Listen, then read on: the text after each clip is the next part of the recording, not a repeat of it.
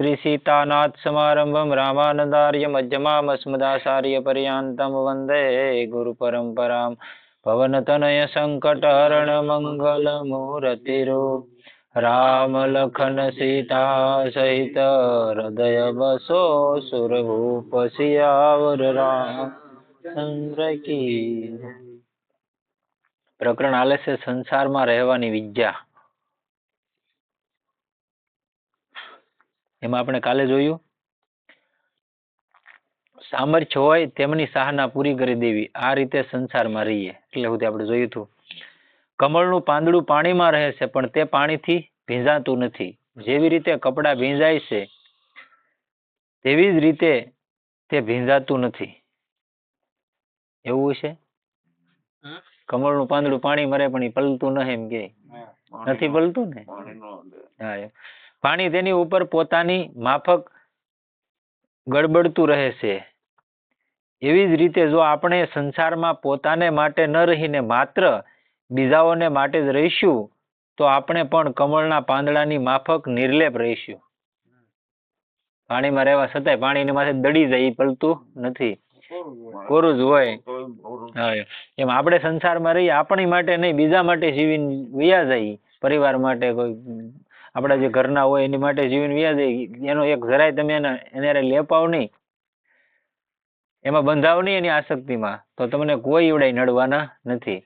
નડે ક્યારે? તમે એની યારે આસક્તિ થઈ ગઈ, તમને એની યારે પ્રેમ થઈ ગયો. આસક્તિ એટલે પ્રેમ કહેવાય. પ્રેમ થઈ ગયો તો જ તમે ફસાવ, નહીતર ફસાવ નહીં. કોઈ પણ હોય પ્રેમ તો ઘણા પ્રકારના આવે. મા દીકરાનો પ્રેમ આવે, ભાઈ બહેનનો પ્રેમ આવે, બાપ દીકરાનો આવે, બાપ દીકરીનો આવે, ઘણા બધા પ્રકારના પ્રેમ આવે. આ બધો પરિવાર છે આપણો. એમાંથી નીકળવા માટે તો કઈક જોવે કે નહીં. એટલે તે સુંદરકાંડમાં કહે ને, સૌકી મમતા તાગ બટોરી મમપદ મનહી બાંધી બરી ડોરી. કે બધેથી આ મમતા તે વેરાણેલી છે, નોખી નોખી બધા વેસાણી, એમાંથી બધામાંથી ભેગી કરીને એક મારા શરણોમાં લાવી દે એટલે કઈ વાંધો નથી. તો કઈ તમે એને બંધાતા નથી. એમ બંધાવો ત્યારે જ તમને દુઃખ થાય. જળભરતજી હતા, એને હરણમાં આસક્તિ થઈ કે આનું શું થાહે, એટલે એને હરણ બનવું પડ્યું ને. આ પ્રત્યક્ષ પ્રમાણ છે કે ભાઈ જળભરતજીને એમ છેલ્લે એમ છો કરું આનું કોણ. એને બીજા જન્મમાં હરણ બનવું પડ્યું. જે હરણ હતું એ બીજા જન્મમાં રઘુગણ નામનો રાજા બની ગયો. આ સંતનો સહવાસ જોવો તમે. જે સંતની હારે હરણ રહેતું થયું એને રાજા જ બની ગયો, અને જે સંત હતા એની આસક્તિ હરણમાં થઈ ગઈ તો એ હરણ બની ગયા. એટલે કોઈની આસક્તિમાંથી નીકળી જવાનું. સંસારમાં રહ્યો ભલે પણ એમાં બંધાવાનું નહીં. મતલબ એમ સંસારમાં ફસાઈશું નહીં. આ માટે સંસારમાં માત્ર બીજાઓની સેવા માટે જ રહીએ, તેમનાથી મળેલી ચીજ તેમને જ આપતા રહીએ અને બદલામાં કાંઈ પણ લેવાની ઈચ્છા ન રાખીએ. તેમની સેવા કરવાથી જૂનું ઋણ ઉતરી જશે અને તેમનાથી કાંઈ પણ લેવાની ઈચ્છા ન કરવાથી નવું ઋણ પેદા નહીં થશે. તમે અહીંયા કોઈ તમારે યારે પરિવાર આ બધો આવ્યો, મા બાપ ભાઈ બહેન પત્ની પુત્ર, આ બધા ઋણાનું સંબંધ જ છે ને. નહીતર ઈવડાય તમારે અહીં શું કામ હતું? નહીતર તો ભેગા ન થાય. આ બોળી દુનિયા છે, અરબો ખરબોની વસ્તી છે, એમાં ભાઈ ઈ જ કેમ આપણે યારે આવ્યા? પણ કાંઈ ઋણાનું સંબંધ છે એટલે અહીંયા આવ્યા. એકબીજા આપણે બધા એકબીજાને આપણી લૌકિક દ્રષ્ટિએ ઘણા બધા ના કહેતા કે ક્યાં પનારે પીડ્યા, આખી જિંદગી કે સીધી નાખ્યા. આપણી દ્રષ્ટિએ ન કહેતા.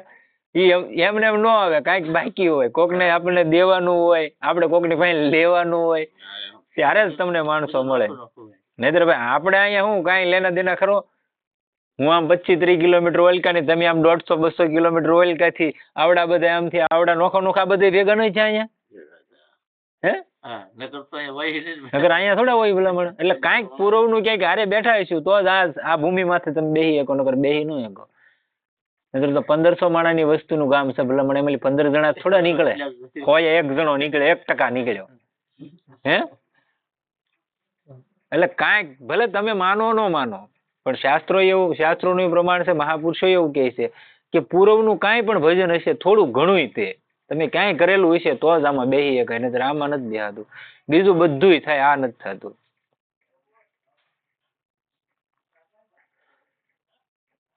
પણ લેવાની ઈચ્છા ન કરવાથી નવું ઋણ પેદા નહીં થશે, અને જો આપણે તેમની સેવા નહીં કરીશું તો તેમનું આપણા પર ઋણ રહેશે, અને તેમનાથી સહાતા રહીશું તો નવું ઋણ આપણા પર સડતું રહેશે. એની પાસે કઈ લેવાની ઈચ્છા થાય તો આપણા ઉપર ઋણ ચડતું. કોઈની પાસે લેવાની ઈચ્છા હશે તો એનું ઋણ આપણી માથે ચડશે. કોઈ વ્યક્તિ મરી જાય છે તો દુઃખ થાય છે, અને તે દુઃખમાં બે કારણ હોય છે. એક તો તેનાથી સુખ લીધું છે પણ સુખ આપ્યું નથી, અને બીજું તેનાથી પાછી સુખ લેવાની આશા રહી છે. અને જો આપણે તેનાથી સુખ ન લીધું હોત તો તેના મરવાથી દુઃખ ન થાત. તમારો પરિવારનો કોઈ વ્યક્તિ વિયો ગયો એની પહેલી સુખ લીધેલું છે તે આપણને દુઃખ થાય કે ભારે કરી આ વિયો ગયા. બાકી ગામમાં ઘણા વિયા જાય, કોણ રોવે ભાઈ, અને કોને દુઃખ થયું? હે? કેમ કે તમારે યાર એની યારે કાંઈ નિસ્બત નથી, નથી સ્વાર્થ કે નથી પરમારથ, એટલે તમને કાંઈ તકલીફ ન થતી. સવારસ આટો છે ને તો આ બધું થાય છે. જેના સવારસ છે એને રોવાનું આવે. જે આપણો અપરિચિત છે તેના મરવાથી આપણને દુઃખ નથી થતું. જેમ કે 90 યા 100 વર્ષનો ઘરડો માણસ મરી જાય તો તેનાથી દુઃખ નથી થતું. લોકો તો ત્યાં સુધી કહે છે કે તેનું મરવું વિવાહ જેવી વાત છે. 100 વર્ષના બુઝુર્ગ થઈને મર્યા હોય તો આપણે નથી કહેતા ભાઈ આમાં શું રોવાનું હોય કે હવે તો લગ્ન જેવું કહેવાય. મારા દાદા 100 વર્ષની 100 વર્ષ બોલા કેમ જીવી ગયા, આમાં થોડું રોવાય? આપણે રોવા દઈએ કોઈને? રાજુ જીવી ગયા એટલે ન રોવા દેતા. રામ રામ બોલો. અને 20 વર્ષનો વી ગયો કાળા દેકારા બોકાહા કરે ન કરતા? હકીકત 100 વર્ષ જીવ્યા તોય જીવ તો ઈનો ઈચ્છે, અને 20 વર્ષ જીવો તોય જીવ તો ઈનો ઈચ્છે. પણ દુઃખ તમને એનું છું, તમારો સ્વાર્થ હતો એનું દુઃખ છું. બાકી કાંઈ તમારે એને લેના દેના નહોતા. હા એમ. અભિમન્યુ વયો ગયો એટલે અર્જુન બહુ રોતો હતો. એટલે અર્જુને કીધું, કૃષ્ણ ભગવાને કીધું ભાઈ રોમાં એમ. તું કોને રોવે એમ? એ કે મારો આવડો મોટો જવાન જોત પુત્ર વયો ગયો, યુવાન, મહાભારતમાં પ્રસંગ છે, વાંચી લેવાનો. એને રોવી કે તમને એમ લાગે કે કાંઈ નથી છું પણ મને તો થાય નહીં કે તારો પુત્ર હતો. કે હા. તમે એવી કેમ વાત કરો કે જો હા આંબો છે ને એની માથે જોલો પોપટ એટલે સુખના રૂપમાં બેઠો છે, એને બોલાયો નીચે. એ કે હેઠો આય પોપટને. એ કે ભાઈ તારો પિતા રોવે છે. એ કે ક્યાંનો પિતા? ક્યારનો પિતા? એ કે આ શરીર પીડ્યું, હજી તેનું શરીરને અગ્નિ સંસ્કાર નહોતો કર્યો જ્યાં પોપટના રૂપમાં પરિણિત થઈ ગયો હતો. એટલે ભગવાને કીધું કે ભાઈ આ શરીરનો પિતા. એ કે ઈ સંબંધ હતો ક્યાં સુધી, અત્યારે ઈ મારો પિતા ને હું એનો પુત્ર ને જવા દઈ કે. પછી રોતો બંધ થયો. પછી અર્જુન રોતો બંધ થયો. તારા ખોળીએ હા એમ. ઘણી વખત લીધા મારા વિશે. હા ગામના ગાળિયા કરતો જ તો મરી જાય તો બિચારા કેવો આરો હતો. હા. તો એ આરો ગણી છે. અર્જુન જ્યારે અર્જુન અભિમન્યુનો સંવાદ હાલતો હતો ને ત્યારે દાદા કીધું એમ જ કીધું અભિમન્યુ કે હું તો તારો એકવાર પુત્ર બન્યો પણ તું તો મારો અનેક વાર પુત્ર બનેલો છો. કે અભિમન્યુ અર્જુનને એમ કીધું. એટલે કોઈ પણ ઋણાનું સંબંધ હોય તો જ આવવાનું થાય, ને આવવાનું ન થાય. ઘણા આનંદની વાત છે કે કારણ શું છે કે હવે તેનાથી સુખની કોઈ આશા નથી રહી. તે કોઈ જાતની સેવા કરશે, હિત કરશે, આ આશા નથી રહી. આ માટે તેના મરવાનું દુઃખ નથી થતું. પરંતુ 20-25 વર્ષનો યુવાન માણસ મરી જાય છે તો દુઃખ થાય છે. કેમ કે તેનાથી બહુ જ સુખ મેળવવાની આશા છે. આશા જ દુઃખોનું ખાસ કારણ છે. આશા હિ પરમ દુઃખે નૈરાશ્યમ પરમ સુખમ. શ્રીમદ ભાગવત ગીતાનો શ્લોક છે 11મા અધ્યાયનો 8. શ્રીમદ ભાગવતનો શ્લોક છે 11મા સ્કંદના 8મા અધ્યાયનો 44મો શ્લોક છે. તેનાથી આશા ન રાખીને તેની આશા પૂરી કરવાની કોશિશ કરીએ. તેનાથી આશા ન રાખવાથી તેના મરવાનું દુઃખ નહીં થશે. જેમ કે તે 15 વર્ષની ઉંમરથી બીમાર થયો અને 25 વર્ષનો થઈ ગયો. વેદોએ, ડોક્ટરોએ, વૈદ્યોએ, ડોક્ટરોએ બધાએ જવાબ આપી દીધો છે કે આ હવે જીવી નહીં શકે, આ તો હવે મરશે. આપણે પણ 10 વર્ષ તેની સેવા કરી દીધી, તેનાથી લીધું કાંઈ નહીં અને કાંઈ લેવાની આશા પણ નથી, તો તેની મરવાથી દુઃખ નહીં થશે. તમારો 20 વર્ષનો 18 વર્ષનો છોકરો હોય એને કેન્સર થયું માની લ્યો, કેન્સર થયું હોય 2-3 20 વર્ષ 10 વર્ષ કોણ સેવા કરે? કોઈ નથી કરતું. 2 વર્ષમાં તો ધરાઈ જાય. 2 વર્ષ સેવા કરીએ ને એટલે 3 વર્ષે તો આપણને એમ થાય ને હવે તો કે છૂટી જાય તો સારું. કે હવે ઈ અમી થાકી જાય કે કેટલું કામ એક જણાને જલ્યું રહેવું પડે. અમુકને સેવાય ન કરી બહારના ખાવા દેવા આવે ને તોય ના આવે. નથી સારું એમ નથી. આ તો ઈ અલગ વાત છે. આ તો બીજી વાત. પણ આમ તોય માણસ શું કહે કે છેલ્લે તો એમ જ કહે છે કે ભાઈ હવે છૂટી જાય તો સારું. હા. આપણા બધાના મોઢે આ શબ્દ હોય. આપણા ઘરે ઈ ઘટના ઘટી હોય ને તો આપણે એમ જ કહીએ આપણે એમ કહીએ. કે ભાઈ હવે છૂટી જાય થારું. હવે તો પણ ચાલો. હા કહેવાય નહીં પણ કે વયો જાય થારું, ઘર ધોવાઈ ગયું એમ કેવું પડે. ધંધો બધો રોય. બધું વયું જાય તો ત્યાં તમારો ચોખ્ખો સ્વાર્થ નથી દેખાતો ભાઈ. સવારે થશે ને. બીજું શું છે? જગત છે આખું. હા બસ સ્વાર્થ મય જગત છે. એટલે મતલબ આ વાત કરવાનો બીજો કોઈ ઉદ્દેશ્ય નથી. એક જ આનું સમજવાનું છે કે વિચાર કરવો. અહીંયા આવ્યા છીએ તો ફેરો ફોગટ ન વયો જાય. આપડા બધા તો હુતા છે નકર આખું ગામ. આપણે 15 જણા તો થોડો ઘણો જાગ્યા હોય, બગાહા ખાતા ખાતા અહીંયા પોગતા હોય તો થોડુંક વધારે આમ ઊંઘ ઉડાડી દેવી કે ભાઈ સારું આવ્યા છીએ તો ફેલ ન જવું એમ. કારણ કે દુઃખ તેના મરવાનું નથી. આપણે તેનાથી જે સુખ સાહીએ છીએ તેનું ફળ દુઃખ છે. આ તકલીફ છે. કેમ કે એની પાસેથી આપણે કઈક આશા હતી કે મોટો થાય રળીને દેહે. આપણે એવી આશાઓ બંધાણી લેતી ને મોટો કર્યો એટલે. હવે એ વયો ગયો એટલે એનું દુઃખ છે. રળીને ન દીધું ને એનું બાકી કાંઈ દુઃખ ન. હા જવાન લેજો. હા બાકી 20 વર્ષનો વયો થાય કેન્સર થઈને. ગુજરાતી મોટો કર્યો. હા ઈ આશા હતી અને એમથી તે કેન્સર થયું હોય 2-3 વર્ષ તમને ધોઈ નાખ્યા હોય તૈયાર તમે કેમ ન કહેતા કે જીવી જાય થારું? તમને ખબર છે હજી જીવ છે જ છે. આ હું તમને દેશી ભાષામાં કહું. હા. એટલે તમે તરત એમ કહો હું 5-11 આપું ઈ કે વયો જાય તો. એની માં હોય કે એની જનેતા જેને 9 મહિના કોઠામાં રાખ્યો હોય ને ઈ એમ કે 5-11 આપું છૂટી જાય તો હવે સારું. આ દુઃખ ન સહન. હા મારથી આ દુઃખ ન દુઃખ નગર ઓલા ને પડતું હોય આને ન પડતું હોય. એમ કેમ ને કેતા હારો થઈ જાય. હા હારો થઈ જાય 11-11 આપું એમ કેમ નથી કહેતા? નથી કહેવાતું. એટલે આ આપણી કિંમત છે. મતલબ મારો કહેવાનો આ આપણા શરીરની કિંમત છે. આપણી આ કિંમત છે. તમે 20 વર્ષના હો તમે રડતા બંધ થઈ જાય એટલે તમારી કોઈ કિંમત નથી. કામ ન કરે તો કાંઈ તો સારો લાગે. હા યાર ઓલે કહેવત છે ને આપણી કાઠિયાવાડની કહેવત છે કામા પુત્ર વાલા લાગે. કામ કરતો હોય તો જ દીકરો વાલો લાગે નહીતર વાલો ન લાગે. હા પછી તો આપણે એને જ રોઈએ. અકસ્માત થઈ ગયો હોય એક્સિડન્ટ કાંઈ એવું થયું હોય અઘટિત ઘટના ઘટી ગઈ હોય તો કે બરોબર રળવાનો સમય આવ્યો ને આવું કરીને બેઠો હોય તો ભાઈ આપણે એને રોતા હોય. સંસારમાં આપણે રહીએ પણ સંસારથી સુખ ન ચાહીને બલકે સુખ આપતા રહીએ, સેવા કરતા રહીએ પણ સેવા લેવાની સાહના અંદરથી બિલકુલ ઉઠાવી દઈએ તો આપણને સંસારમાં રહેવાનું આવડી ગયું એમ સમજી લેવાનું. કોઈની સેવા લઈ લેવી એમ નહીં, કરીને નીકળી જાવ. ગણાવો નહીં.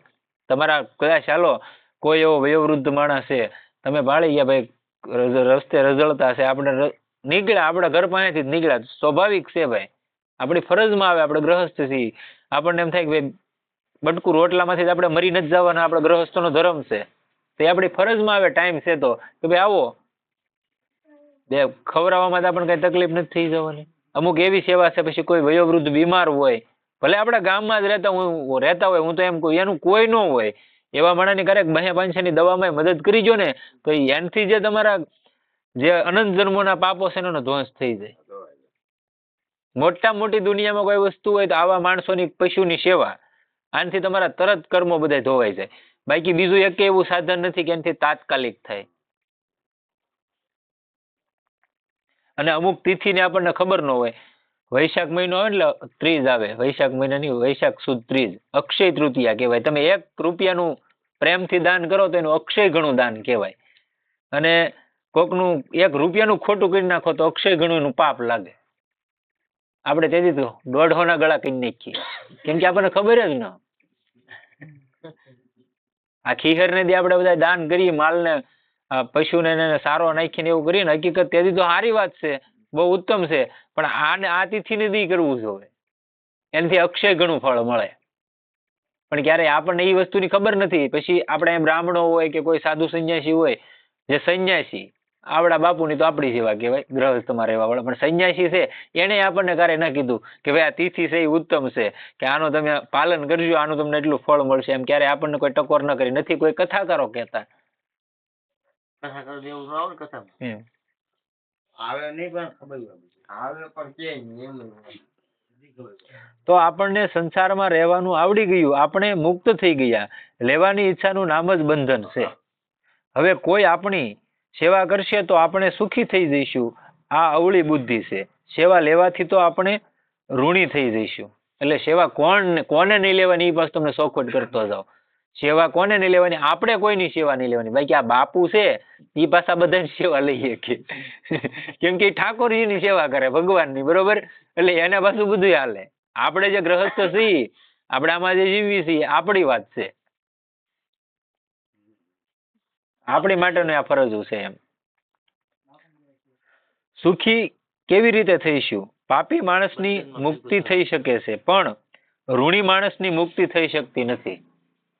પાપીમાં પાપી માણસ હોય એને કદાચ મુક્તિ મળી જાય, પણ કોઈનું ઋણ રહી ગયું હોય તો મુક્તિ નથી મળતી. આપણે શું કર્યું અત્યાર સુધી? એક તો પાપ તો છે જ, તે માની લ્યો. એ હજી પાપને ઓળવાનું ભજન તો આપણે કર્યું નથી, અને ગામના ગાળિયા કરી લીધેલા છે, તો ક્યાંથી ફરી વાર અહીંયા આવવું ન પડે? જેના લીધે એને દેવાને સમજવું જ નથી કે નહીં, જેટલું લાગે એટલું મારી ગયો. આમાં અને પાછા આપણે કહીએ હું પાપી પોરો છે. પાપી ન હલવાઈ જાય ભાઈ. અહીં દોઢો ફેરી પાછું આવવું પડશે બળજો ને કૂતર્યો બની. એ નહીં ખબર હોય હે એનો જ. પછી આપણે એમને કહેતા દાદા જેવો, તમે દાદા જેવો નહીં, દાદો છે તમને સધવા આવ્યા.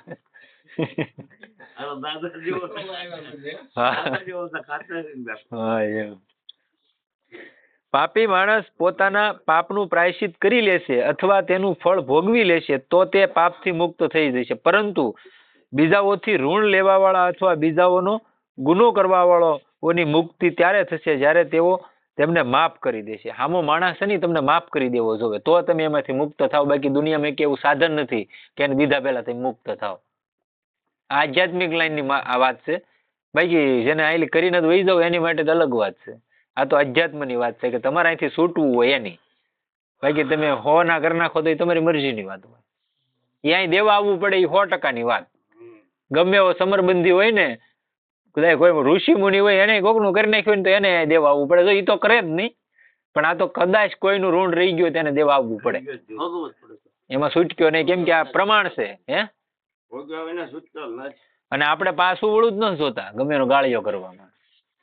જોઈ નથી જોતા. હું તમે બધા એમાં ભેગા આવી જાય. એટલે બસીને રહેવું, મતલબમાં બને ક્યાં સુધી ત્યારું કોઈનું ઋણ લઈને નથી વહી જવું. ઉઠામણા કરીને વહી જાય ને એ ન કરાય. દેવા પડે એમ. આ માટે જ્યાં સુધી આપણે સંસારના ઋણી રહીશું ત્યાં સુધી આપણી મુક્તિ નહીં થાય. જેમનાથી આપણે સેવા લીધી છે અને જે આપણાથી સેવા સાહે છે તેમની નિષ્કામ ભાવથી સેવા કરી દઈએ તો આપણે ઋણ મુક્ત થઈ જઈશું. મારે તમને દેવાના છે, તમારી સ્થિતિ રેડી છે, મારી સ્થિતિ હાવ નાજુક છે. માનો મેં તમને કીધું કે ભાઈ લો આ તમારે જે મેં મૂડી લીધેલી હતી હું તમને આપી દઉં. તમે એમ કહો નહીં માર ન જોતા રાખ. હવે હું તમારા ઋણમાં પડ્યો રહ્યો કે ન પડ્યો? તમે તો ઉદારતાથી કીધું રાખ, વાંધો નહીં, પણ છતાંય મારે છૂટી જવું હોય તો એ પૈસા હોય ને હું તમને ભલે મૂળ ગયા જ તે એ ગાયોના સારા માગેમાં નાખવા પડે. બાકી મને હદે નહીં, મારે અહીં તમને દેવા આવવું પડે ને આવવું પડે. એમાં બે મત નહીં. આ શાસ્ત્રોનું પ્રમાણ છે. શ્રોતા આપણે જે પ્રશ્ન કરે છે, આપણે જેમની સેવા કરીશું તેઓ ઋણી થઈ જશે. તો જવાબ આપે છે સ્વામીજી, તેઓ ઋણી નહીં થશે. આપણે તેમની સેવા નિષ્કામ ભાવથી કરીએ છીએ, બદલામાં તેમનાથી કાંઈ લેવાની ઈચ્છા જ નથી કરતા. તો તેઓ ઋણી કેવી રીતે થશે? સેવા નિષ્કામ ભાવથી કરો, બદલામાં એની પાસે કાંઈ લેવાની આશા નથી, તો એ હામો માણસ ઋણી નથી થવાનો. ઋણી ક્યારે થાય? તમારી કંઈક આશા હોય ત્યારે જ થાય, નહીતર ન થાય. બીજી વાત, મળેલી વસ્તુને આપણે પોતાની નથી માનતા, પરંતુ તેમની માનીને તેમની સેવામાં લગાડીએ છીએ, તો તેઓ ઋણ કેવી રીતે બનશે? તેથી સેવા કરવાથી તેઓ તો ઋણી બનશે નહીં અને આપણે ઋણમુક્ત થઈ જઈશું, મુક્ત થઈ જઈશું. કોઈ દુકાનદાર પોતાની દુકાન બંધ કરવા ઈચ્છતો હોય તો તે શું કરે? બીજાઓથી જેટલું લીધું છે તે બધું આપી દે અને તેને જેને દીધું છે તે પાછું આપી દે તો ઠીક છે, નહીં તો છોડી દે. આવું કરવાથી દુકાન બંધ થઈ જશે અને જો તે દીધેલું પૂરેપૂરું પાછું લેવા ઈચ્છતો હોય તો દુકાન બંધ થશે નહીં. તમારે બીજા પાસે લેવાના છે, હલવાના હોય તો દુકાન તમે બંધ ન કરી શકો ને. પણ તમે મૂકી ગયો કે હવે ભાઈ મને નથી મળે એમ, એ મળે કે મને દે એમ નથી, તો તમે બંધ કરી શકો. તો શોપ ક્લોઝ થાય, નકર થાય નહીં. કેમ કે તેને લેવાને માટે કાંઈ નવો માલ આપવો પડશે. આ રીતે આપણું તેનાથી લેવાનું બાકી રહેતું જ રહેશે. તેથી જ્યાં સુધી આપણે લેવાનું નહીં છોડીશું ત્યાં સુધી દુકાન બંધ થશે નહીં. એવી જ રીતે જ્યાં સુધી આપણે સંસારથી લેવાનું નહીં છોડીશું ત્યાં સુધી આપણે ઋણ મુક્ત નથી થઈ શકતા. છિલ્લો સ્મૃતિ હોવી જોઈએ. છિલ્લો સ્મૃતિથી જીવવાની લાલસાથી સંન્યાસી જીવતા હોય એવા ગ્રહસ્થોએ હું તમને બતાવું છિલ્લો સ્મૃતિથી જીવતા અને ત્યારે પરમાત્માને આવીને એની પરીક્ષા કરતા. એમને તો થાય નહીં. ગુરુ ને શિષ્ય બે આવેલા હતા. પછી એક હોનામોરીની ઠેલી જડી ભરેલી એટલે ગુરુએ આમ જોયું. એને ખબર હતી હોનામોર છે આમાં. છેલ્લો ભળી ગયો. છેલ્લો મારી જેવો હતો થોડોક લોભીનો સરદાર. બાપુ ઈ કે તમે ક્યાં હાલ્યા જાવ? કે અહીંયા હોનામોરની ઠેલી પડી. ઈ કે હોનામોર નથી. ઈ કે કાળી નાંગણી છે, રેવા દે. ઈ કે તમે ભલે ગયો. ઈ કે નાંગણી છે. કે તારે જોવું છે? પડખે એની પડખે વડલો હતો, રોડ ને કાંઠે જ તે. ઈ કે અહીં માથે બેસી જાય. બેસી ગયો એટલે 4 જણા આવ્યા ચોકીદારો રાજના. એને આવીને જોયું કે હારી હોનામોરની ઠેલી ભરેલી છે. લઈને 2 જણાને કીધું તમે બે જાવી કે ખાવાનું લઈ આવો, અમે બે અહીં બેઠા પછી 4 ભાગ પાડી લઈએ. એટલે ઓલા 2 લેવા ગયા ને એને ત્યાં ખાઈ લીધું ને રસ્તામાં એવો વિચાર આવ્યો કે આવડા 2 ને ખાવાનો ઓલામાં ઝેર નાખી દઈએ ને મારી નાખી તો આ બધી હોનામોર આપણે 2 ન આવે, 2 મરી જાય તો. એ વાતે હાચી.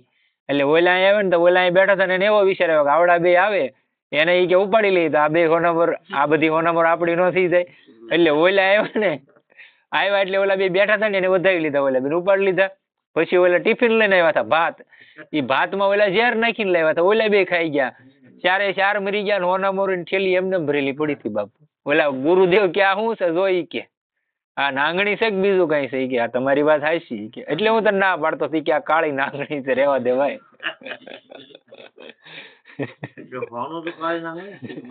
હોનું નહીં, બધી વસ્તુ કોકનું મારી લેવામાં નાંગણી છે. બાપુ કે હવે હાસુ? ઈ કે હવે હાસુ. ઈ પ્રત્યક્ષમ પ્રમાણમ ઈ કે છે આજો. આ માટે લેવાનું ખાતું જ બંધ કરી દો અને બધાને આપવાનું શરૂ કરી દો તો માતા પિતાને પણ આપવાનું છે, સ્ત્રી પુત્રને પણ આપવાનું છે, ભાઈ ભોજાઈને પણ આપવાનું છે, પતિને પણ આપવાનું છે, ને સાસુ સસરાને પણ આપવાનું છે, દિયર જેઠને પણ આપવાનું છે, અને દેરાણી જેઠાણીને પણ આપવાનું છે. બધાને દેવાનું છે અને બધાની સેવા કરવાની છે. અને લેવાનું કાંઈ નથી. સહજતા આવી જવી જો તમારામાં. સમજતા મતલબ એનો કહેવાનો મતલબ કે આ કોઈ પાસેની સેવા લેવાની નહીં. તમારામાં સમજણ આવી હોય તો તમારામાં સમજણ આવી ગઈ હોય તો કોઈની સેવા તમારી સેવા કોઈ પાસે નહીં કરાવવાની. તમારું શરીર સ્વસ્થ છે, સારું છે, ક્યાં સુધી તમે એની સેવા કરો એટલે તમે આને બધામાંથી મુક્ત થઈ જાઓ. નજર અહીંયા તમને કોઈ ન મળે. જેટલા સંબંધો મળ્યા છે એનું કાંઈક તમારી પાસે લેતી દેતી બાકી છે તો જ મળે. નકર બોળી દુનિયા છે. બધા આપણા હગા ન હોય ભાઈ. પણ આપડા 5 કે 15 કે 20 જણા કેમ આપડા હગા છે? કેમ કે એને તમારે કઈક ઋણાનું સંબંધ હોય. કોક માસી ને મામા ને આન તેન. નગર થઈ થોડા અહીંયા આવે કઈ આપણી પાસે. ચૂકવવાનું હોય એમ. જ્યાં લેવાની ઈચ્છા થઈ કે ફસાયા. એક ગામડી કહેવત છે, ગરજ ગધાને બાપ કરે. ગરજ હોય તો ગધાને બાપ કેવો પડે. એટલે કે ગરજ ગધેડાને પણ બાપ બનાવે છે. ગરજ કરવાથી, લેવાની ઈચ્છા કરવાથી માણસને એટલું નીચું ઉતરવું પડે છે કે ગધેડાની પણ ગુલામી કરવી પડે છે. તમારે કોઈ પાસે કામ કઢાવવું છે, તમે એના શરણે થઈ ગયા એવું સમજી લીધું ને. તમે આવો એના શરણે થઈ ગયા કેવો, ત્યારેથી માણસ તમારું કામ કરવાનો છે. જો લેવાની ઈચ્છા જ ન હોય તો આપણે ભગવાનના પણ ગુલામ નથી. તો ભગવાનની પણ આપણે ગુલામી નથી કરતા, તો ગુલામ થતા નથી. એક વિચિત્ર વાત છે, ધ્યાન દો. આપણે ભગવાનના ભક્ત તો થઈએ છીએ પણ ગુલામ નથી થતા. ભક્ત તો 7 વાર સાચી ઠોકીને કહીએ કે હું તારો છું, તું વાળે છો ને, યાદ છે ને તને? એમ આપણે એને 7 વાર કહીએ છીએ પણ ગુલામ નહીં. કેમ કે આપણો કોઈ ભાવ બંધાણેલો છે ભગવાન હારે. તે કોઈ પિતાનો ભાવ બાંધ્યો છે, કોઈ માનો ભાવ બાંધ્યો. બધું છે તો એક જ શક્તિ, માતાજી કયો કે ભગવાન કયો, એક શક્તિ બધું કામ કરે. તો નોખા નોખા ભાવ હશે બધાના. કોઈ મિત્રના ભાવે બસતો હશે, અલગ અલગ બધાના ભાવ છે. અને જેવો ભાવ કરો એવા ભાવે ભગવાન પાછો મળે છે. એનાય પ્રમાણો છે. અયોધ્યામાં એક ગોપાલદાસજી કરીને મહારાજ હતા, રામના ઉપાસક હતા. અને ત્યારે આ મંદિર નહોતું, બહુ પુરાની વાત છે. જે આ પહેલાનું મંદિર હતું જે મૂર્તિ બિરાજમાન હતી ને પછી બધા રોજ ભગવાનને હાર ચડાવે એટલે આવડા હામાં જાય ને તો એને ગળામાં પેલા હાર નાખે આ માહિતમાં અને પછી ભગવાનને હાર પહેરાવે. એટલે બીજા માહિતમાં હોય ને વિરોધ કર્યો એ કે ભાઈ તમે તમારા ગળામાં હાર પહેરીને પછી ભગવાનને પહેરાવો એનો કઈ મતલબ ખરો? એ કે મારો શિષ્ય છે ભગવાન, એ શિષ્ય ભાવથી ભજતા, એ કે હું એનો ગુરુ છું. અરે એ કે હોય તમે ભલે ગમે એવા હોવ કે પણ ભગવાનને એ કે એમ ન હોય તમે શિષ્ય માનો. એ કે તો તમે અખતરો કરી લ્યો. હવે ત્યાં તો ભાઈ અયોધ્યા એટલે સાધુઓનો ગઢ કહેવાય. ભારતમાં એટલા બધા સાધુ તમને ક્યાંય જોવા ન મળે. અયોધ્યા છે ને, અયોધ્યામાં ગ્રહસ્થો ઓછા રહેતા છે એટલા સાધુ છે. અયોધ્યા સિટી આખું સાધુનું કહેવાય. એટલે એને કીધું અખતરો કરી લ્યો. એટલે બધા સાધુનો જમાવડો છે ત્યાં તો રામાનંદી દાદા એટલે બધા ભેગા છે ને પછી કીધું કે પહેરાવો હાર ભગવાનને એમને હાલ્યો કે હું આપું હાર આપ્યો એ પહેરાવી ગયો, હાર તૂટી ગયો ગળામાંથી. એ કે હજી પહેરાવો, 3 વાર હાર પહેરાવ્યો, નો તૂટી જ ગયો. પહેરાવો એટલે તૂટી નેઠો પડી જાય. પછી કીધું કે હવે લાવો મારી આગળ. એને ગળામાં પહેર્યો ને કે હવે પહેરાવી ગયો નહીં તૂટે. મારો શિષ્ય છે કે તમે બધા ભલે ને કયો ભગવાનને સ્વીકારવું પડ્યું છું. એટલે એમ છે ભક્ત માટે ભગવાન ગમે એ બની જાય. પરંતુ ક્યારે જ્યારે આપણે ભગવાન પાસેથી કઈ લેવાની ઈચ્છા નથી કરતા ત્યારે આપણે એના ગુલામ નથી થતા. અને જેવો ભગવાનથી કાંઈ પણ ઈચ્છતા હોય તેવા ભક્તોને માટે ભગવાન કહે છે મેં તો હું ભગતન કો દાસ ભગતન મેરે મુકુટમણી. ભગવાન એમ કે હું ભક્તોનો દાસ છું, ભક્ત મારો મુકુટમણી છે. ગીતામાં ભગવાને કહ્યું છે અર્થાથી આર્ત, જિજ્ઞાસુ અને જ્ઞાની અને પ્રેમી, જે જ્ઞાની પ્રેમી બે એકમાં આવી જાય. આ 4 પ્રકારના ભક્તોમાં જ્ઞાની એટલે કે પ્રેમી ભક્ત શ્રેષ્ઠ છે. 4 પ્રકારના ભક્તો આવે પણ એકેય પ્રકારની ભક્તિ ન કરવી એની કરતા 4 પ્રકારની માંથી ગમે એક લાગી જાય તોય તે કોઈ સ્વાર્થથી ભગવાન સુધી તો તું પહોંચ્યો એમ. તો તે જ્ઞાની ભક્તને હું અત્યંત પ્રિય છું અને તે પણ મને અત્યંત પ્રિય છે. 4 પ્રકારના ભક્ત ઘણા ઉદાર છે પરંતુ જ્ઞાની ભક્ત તો મારું સ્વરૂપ જ છે. કારણ કે એ જ્ઞાની ભક્ત ભગવાન પાસેથી કઈ ચાહતો, અર્થાથી આર્ત અને જિજ્ઞાસુ તો ભગવાનથી કાંઈ ને કાંઈ ચાહે છે અને તેઓ ચાહે છે તો ભગવાનને ત્યાં કોઈ ખોટ થોડી છે. તેઓ ધન પણ આપી શકે છે, દુઃખ પણ દૂર કરી શકે છે, તત્વજ્ઞાન પણ આપી શકે છે અને તેમનામાં આપવાનું સામર્થ્ય તો પૂરું છે. પરંતુ તે ચાહવા વાળા ભક્તોનો દરજ્જો ઓછો થઈ ગયો. તમે સ્વાર્થ માટે ભગવાનને વજ્યા એટલે તમને આપી જે પણ તમારી ત્યાંથી કેટેગરી ઘટી ગઈ.